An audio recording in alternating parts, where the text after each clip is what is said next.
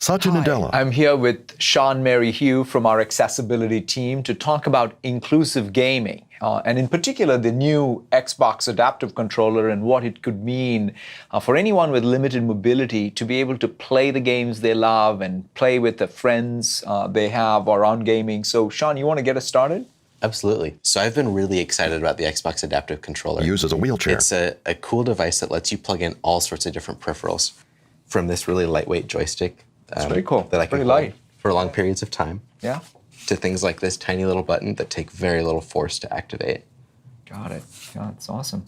And so all of this is kind of about building a device that people can make their own, create a custom setup that really works well for them. Got it. And so how do we use all of this to play a game? Sure. So I have Sea of Thieves set up, so I thought we could play that. All right. Should I pick up this controller? Sure, and I'll kind of walk you through what my setup is like too. Got it. So I have this lightweight joystick, so this is how I move around, and I can, once I'm steering the ship, I can move it using that as well. The screen image moves. So I have this tiny little button set up as my shift function. So as I hold this, I can then look around using that same joystick. Ah, great. And then how do I participate? Sure. So we're using Copilot.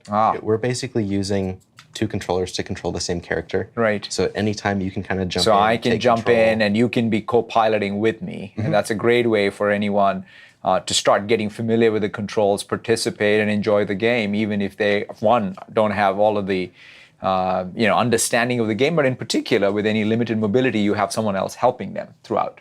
Absolutely. Yeah. And so what I love about it is even for someone who can maybe only press a few buttons, right, they can game with a friend and family, and it makes it a lot of fun. Got it. So it's just not only the adaptive controller and all of these other peripherals, but it's even the mode, essentially the Copilot mode, that makes Xbox a much more inclusive platform for people with limited mobility. Absolutely. A cardboard box. I know one of the things that you have is this new packaging. You want to tell us a little bit about the adaptive controller's packaging itself? So the packaging, which I've been really excited about, is probably the first packaging out there that's designed from the ground up for someone with limited mobility. So it has loops on the packaging that make it really easy to open. So I'm going to go ahead and open this one up. He tugs on the loop with one finger. Just cool. So again, I have loops that kind of tear the tape on the device too. Yeah. Wow.